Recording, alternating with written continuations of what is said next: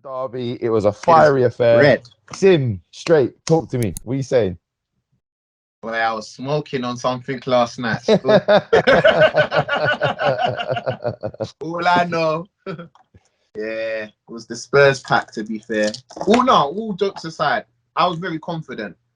Our record at home against Spurs is flawless. Excellent. It's flawless. Yeah. 12 years, isn't it? 12 years. 12 years, they haven't won. Always kind of win convincingly as well. This is the second time we've beat them 3-1 at home. But the performance from the boys yesterday, top notch. Thomas Partey, he has to take a bow for that goal. The way he controlled that midfield, he oozed his world class. He oozed his talents. He showed why we need him in our team. As much as he gets injured, he's that step ahead than all of our midfielders. He's one of those number sixes that he can get dirty when he wants to get dirty. He can play and he can play when he needs to play.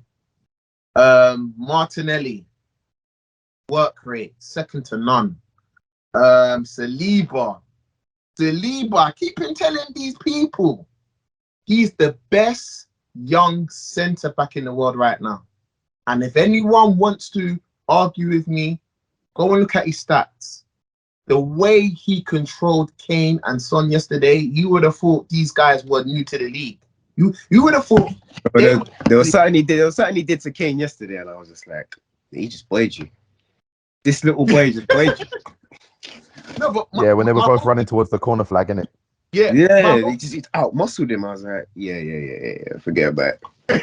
My whole thing is he's playing beyond his years, and I feel that a lot of these pundits have got to start giving him his flowers now, especially Rio.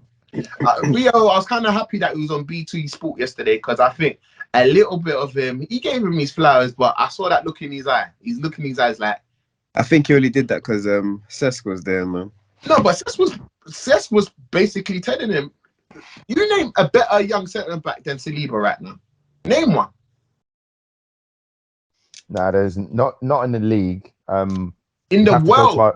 We'd have to go to our European correspondent in Puz. No, in the world.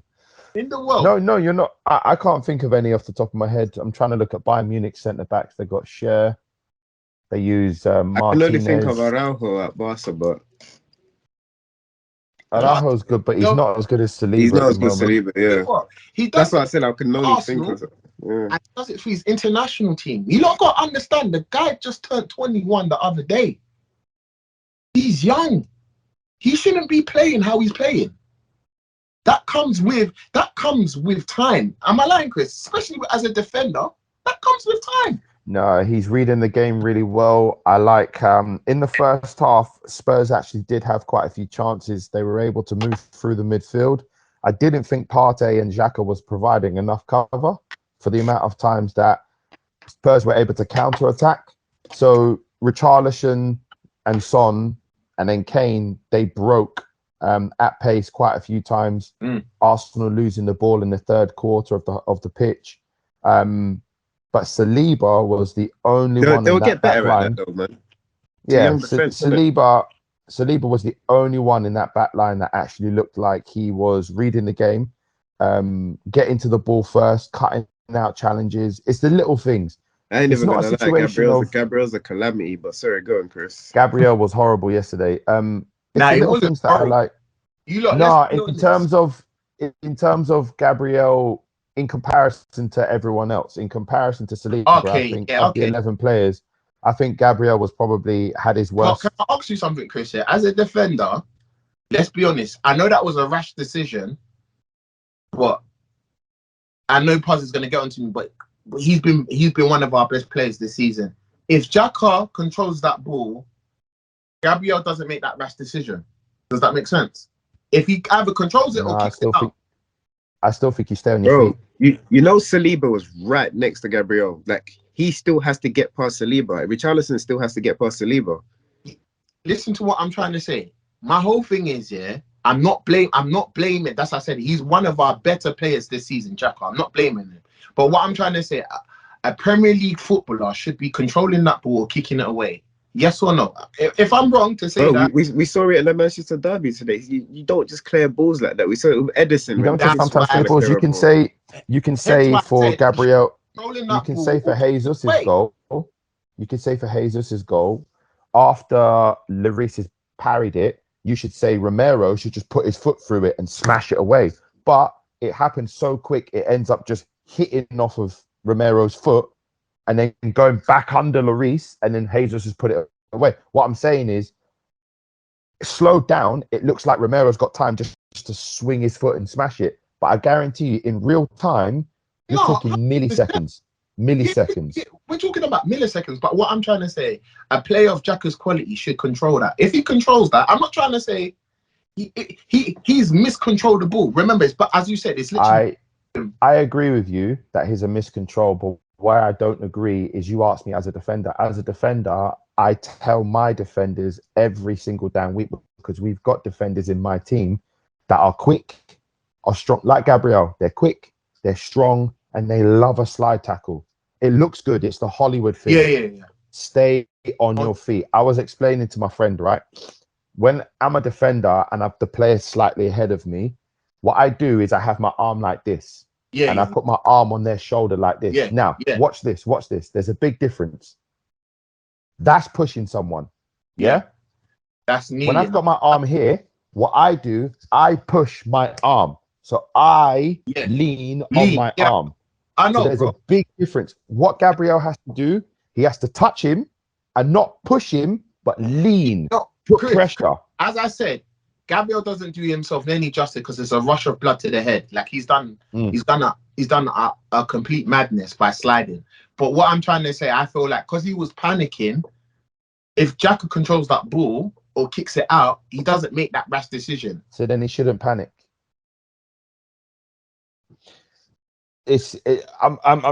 Look, man, it's stuff like that's going to happen in it. People are going to miscontrol the ball. It's how you react. And Gabriel, he with no pressure, Chris. No. Gabriel, for me, no matter what happens, it doesn't matter what the situation is. You don't make that sort of challenge in the box. Yeah, don't go to floor, innit? Like saying that though, so Saliba, like I was just making the point, was the only one in that first half that looked like he was in touch with the game. It looked like everyone else was sleeping. Even his positional was brilliant. His positional awareness was excellent. He was not giving them a yard, but playing in a way, opening up his body so that he could attack the ball when it was played through. Puz, talk to me. You're quiet over there.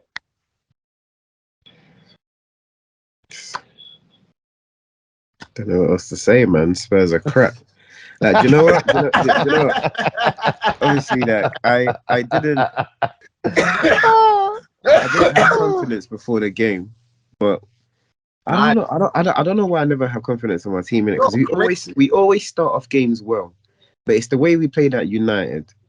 We were the better team at United and we lost. Yeah. So it's like coming up. I feel like Spurs all round are a better team than United. Well, I don't think that anymore, but I think that they're a better team than United. So I thought it was going to be quite a hard game, but then again, it's at the Emirates, man. It's at the Emirates. But watching the first 20 minutes, I was like, yeah, we won this game. We won it, man. I had no doubts. Even when Gabriel did the challenge and Kane scored his El Penino. Never in doubt, man. I knew we were going to win. On me now, the player with the most goals in North London, because we give him too many frigging chances, man. That's why he's we give him chance after chance after chance. We let Gabriel, him score, bro. He scores, bro. He scores near every North London derby now. Yeah, but pause. My whole thing is, as I said, my argument. Just let him score, man. You can score all the goals you want. What does it amount to? Nothing. Your name being remembered as a top goal scorer. Yeah, but with no honest to show it, bro. Yeah. Listen, Sim just does not rate. No, Chris. I don't rate Harry Kane. The fact that we even said Lewandowski. I don't rate Harry Kane. Do you know what's mad? The fact that we said Lewandowski, Benzema, then Kane. that for me was a disrespect to Haaland. But no one believed me when I said Haaland's better than Kane. No one believes me, but I honestly, people are gonna say his all-round game is better. Blah blah blah blah blah. What Bro, am I about to say? goals win games. Goals win trophies. Guys, what am I about to say? Yeah? At the end of his career, yeah, Haaland's gonna have more trophies than Harry Kane. Correct. He's Guys, already got more trophies than Harry Kane. I was just about to say that.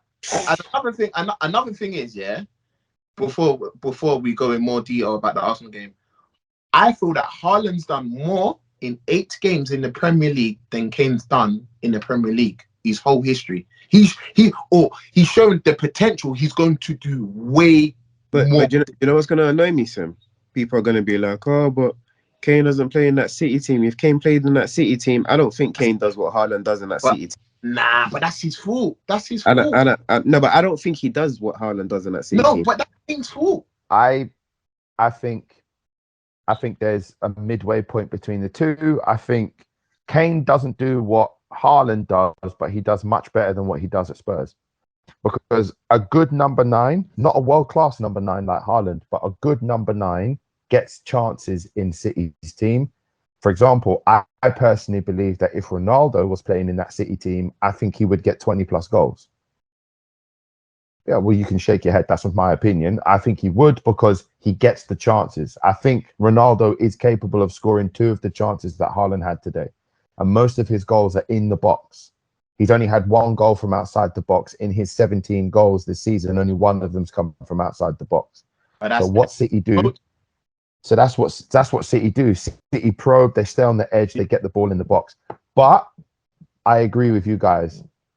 Even if Kane or Ronaldo was in that City team, they'd get goals, but not as much as Haaland. Haaland is taking things to another level. Another level. Let's finish up on one thing. Yeah, go on. Sorry, go on. Go on. We have to now start giving. We have to pay attention to Tottenham because I want to put a theory out there because for me, as much as we say Conte is a world-class manager and he's a proven and serial winner, with the players he has and the type of football he plays, I don't think he's going to last long. You can't continue to put, I would say, 11 men behind the ball and just break. I feel that. It's so boring, man. Boring. Okay, even though my team does it. I can listen. I can understand if you don't have the players to play expansive football. I totally get it. You play with the cards that you're dealt with, right? But for me, I feel that yesterday that was just a poor display from him, and that's why I was so happy we beat them because I knew exactly what they was going to do because I've seen it all season with Tottenham.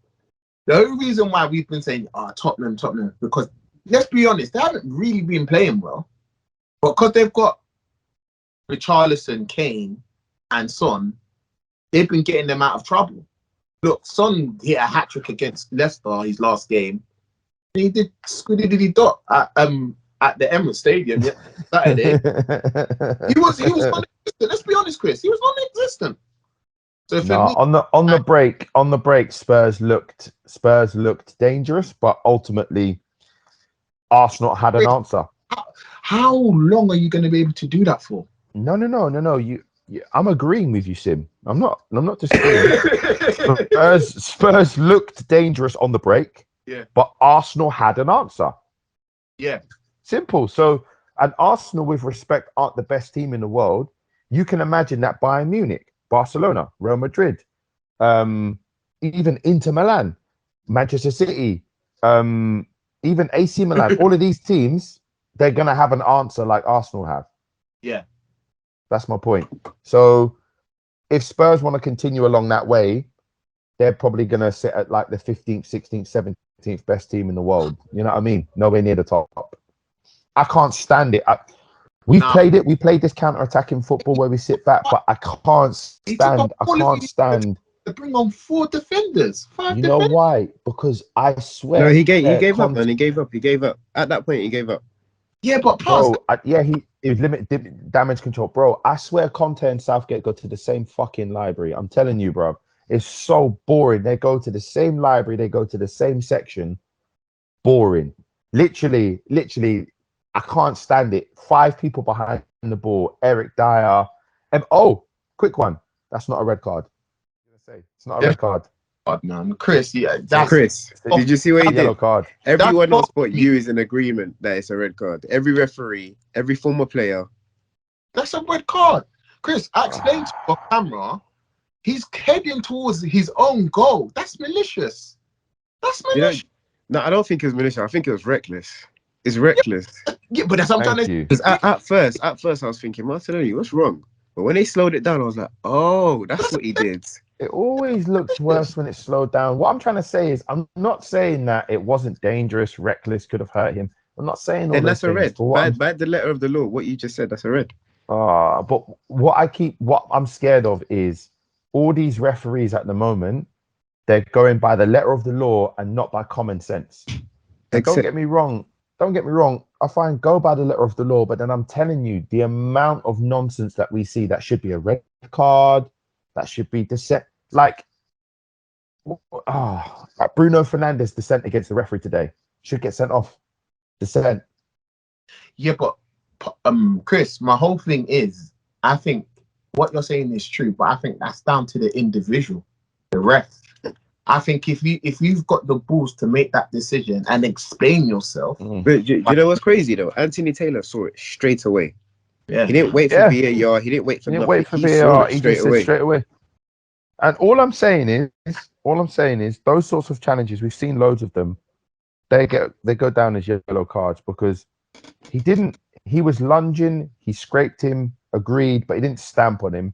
He didn't kick him. It was silly and it was reckless and it was unnecessary. He's come down with his studs onto him, Chris. Yeah, Chris, that's crazy. No.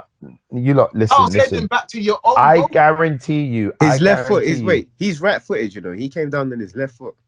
I guarantee you. I guarantee you next week and the week after and the week after, we're going to see similar challenges and they're not going to be red cards.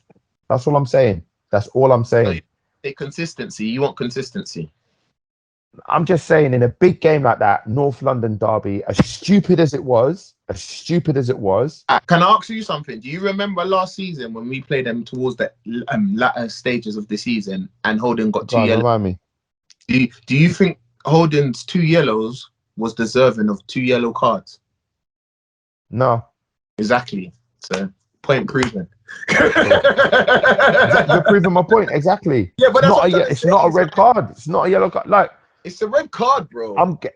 No, but Sim, what I'm trying to say is I've seen, and you have as well, I've seen loads of challenges like that. And don't get me wrong, if it was my team, Romero flipping tear Cucurella's hair out of his fucking head. Sorry. Exactly. That was a call of VAR. Not a red card. That's what I'm trying to say. So what I'm trying to say is, I'm saying, Chris, everyone was shocked. Everyone was shocked. Everyone was shocked. Everyone was shocked. And look. It's a red card. Okay, it is a red card. Silly, reckless, dangerous. It's a red card. However, I've seen them not be red cards. I've seen them not going down. And what I'm trying to say is if you're now going to start handing out red cards for every single challenge like that, there are going to be twice as many red cards in a season, 3 times as many, because you get lazy challenges like that. It's just a lazy challenge. He's lost his head. The guy's not even going the right direction. He's just lunged for the ball for stupidness. Yeah. Then that happens a lot. If you're doing lazy challenges in the Premier League, you deserve to get sent off because you're putting another player's life at risk. Not life, but boys. Okay, cool. I'll tell you what. Let's remember this moment, and I'm gonna make a note of every single time those sort of challenges come up, and I will make a note, and I will quote to you, and I'll go like this. Such and such a match, such and such a time. Huh? Yeah, October the 2nd. First. Yeah. I'll make a note, and I'll come when we do podding. I'll say, what about this challenge, lads? What about this challenge? Yeah, but Chris, as I said, Chris, I agree with you, but I think it's down to the people that control VAR. You have to get better people to control it. But let's go on to the next.